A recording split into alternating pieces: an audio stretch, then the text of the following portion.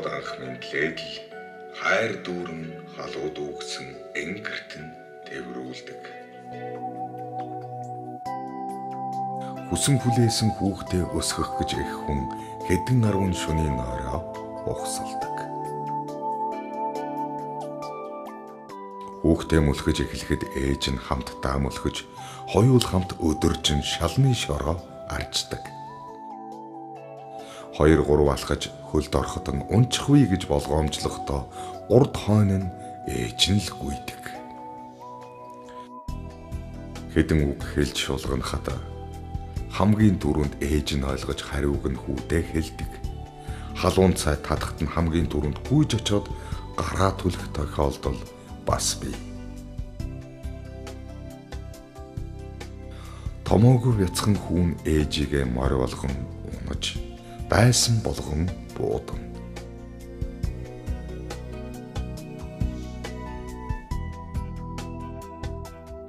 Аавсгийг анхлан зааж, эрдмийн замд ээж нь л хөдөлдөг.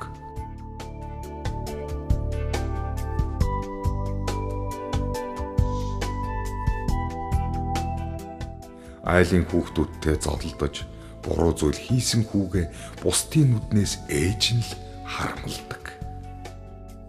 Та гаднаа намайг зэмлсэн ч дотроо хайрлан өмөрч байдаг. Харанхуй гудамжны үзүүрт хүүгээ хүлээн хүйтэн салхинд жиндэж хөрч зогсдох нь эх хүн.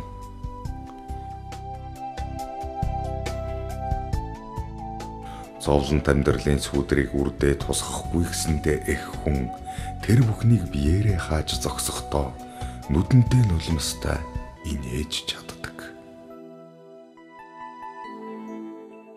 Таны хийж өгсөн хоол таны сүүний амт хамгийн амттай байдаг.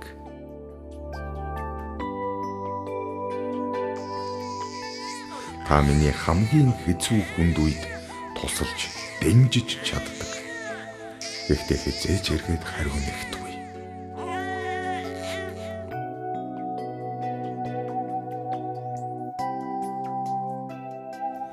Хорвоо дээр та ганцхан намайг л боддог. Холж байсан, ойрч байсан та миний л хажууд байдаг.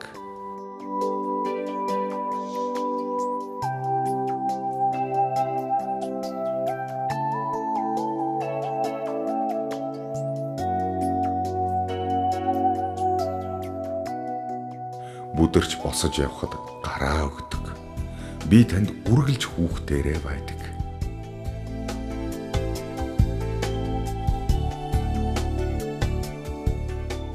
Та надтай өмнөж ярьдаг, дараа нь ярьдаг.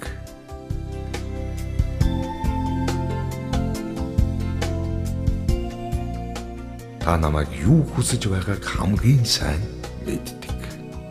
Би тантай бүх эдээсээрээ адилхан ярьж, дуулж, хөдөлж байгаа нь хүртэл.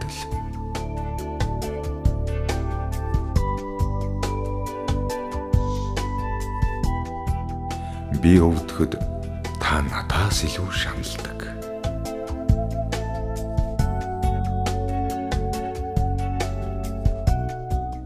Хорвоо дээр миний л ээж ганцхан.